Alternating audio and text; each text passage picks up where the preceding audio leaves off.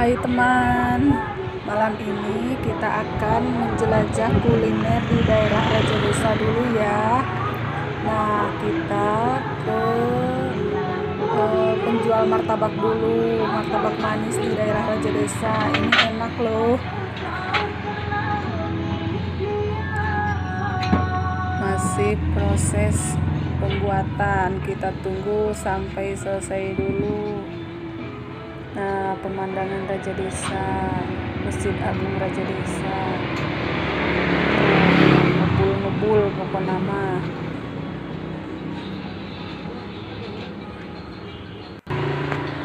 Nah, suasana Raja Desa malam hari.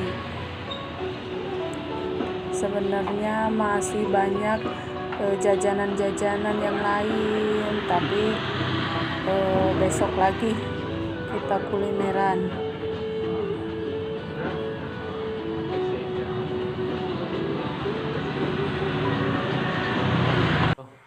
Nah, dikarenakan tadi perjalanan cukup jauh dan melelahkan, kita udah sampai di rumah nih, bagian makan. Wih, pokoknya mah mantap. Isiannya banyak. Ya. Tuh, lumer sekali.